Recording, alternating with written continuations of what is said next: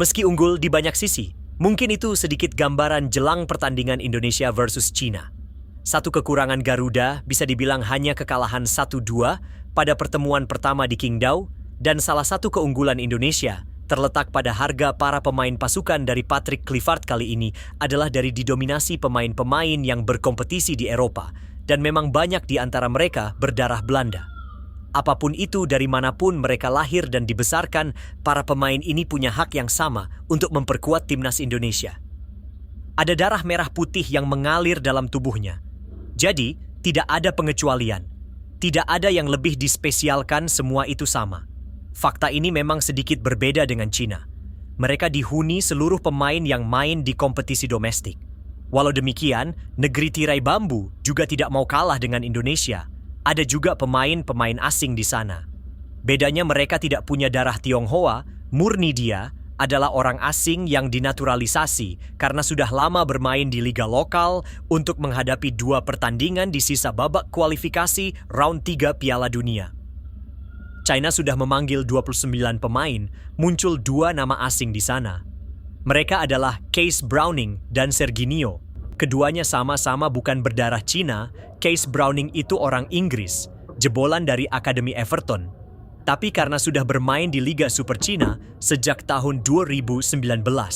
Sebab lama membela Guang Evergrande, Brownie Ing kini berseragam Sang Hisen Huan. Uniknya, Browning tidak butuh waktu lama memperoleh kewarganegaraan Cina. Sejak tahun 2021, ia sudah memperkuat negeri tirai bambu. Nama lain adalah Serginho, dan dari namanya saja kita bisa dengan mudah menebak dari mana ia berasal. Serginho adalah orang Brazil yang sudah lama bermain di Asia. Memang tujuan pertamanya adalah Jepang. 2 tahun di sana, ia berlabuh di Cina hingga akhirnya mendapat status kewarganegaraan. Berbeda dengan Browning, Serginho baru tahun ini mendapat panggilan ke tim nasional. Baru sekali pula ia dimainkan, tepatnya saat Cina kalah 0-2 dari Australia Maret lalu. Meski baru bergabung, Serginho justru tercatat sebagai pemain Cina dengan harga pasaran tertinggi, menurut data yang dihimpun dari Transfer Market. Nilai transfernya mencapai 31,29 miliar rupiah. Uniknya, angka tersebut sebenarnya sudah menurun sejak tahun 2023. Market value Serginho turun drastis. Munculnya nama Serginho sebagai pemain termahal di timnas Cina saat ini tak lepas dari penampilan di klub. Sebagai informasi, Transfer Market memiliki beberapa indikator dalam mematok nilai pasar.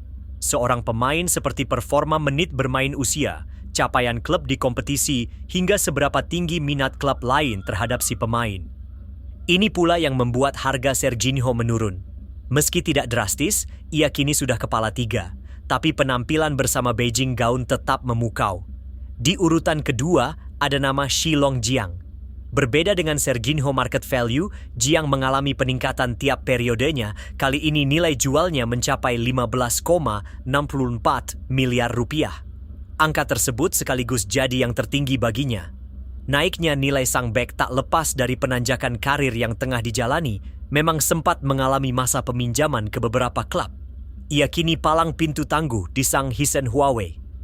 Usianya juga masih terbilang muda, baru 24 tahun, tapi sudah 18 kali memperkuat timnas Cina. Namanya tercatat main di 90 menit saat menang atas Indonesia beberapa waktu lalu.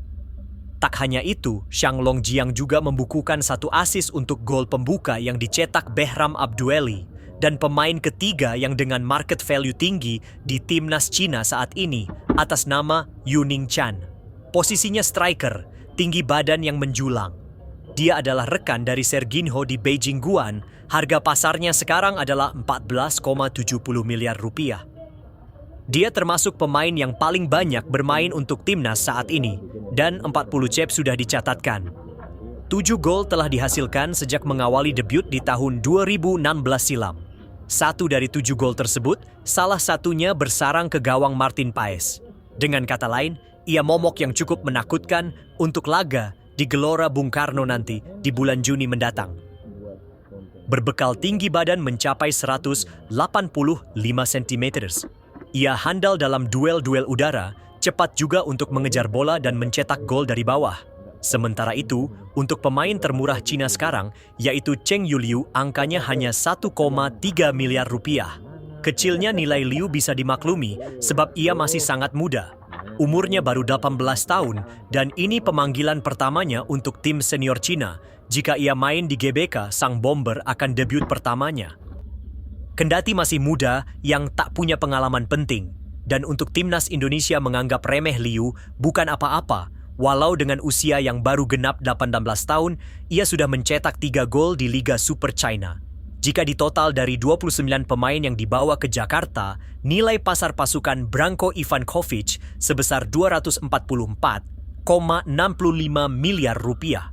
Jumlah ini sekilas mungkin besar, tapi nyatanya Cina merupakan salah satu negara di kualifikasi babak 3 Piala Dunia dengan market value terkecil.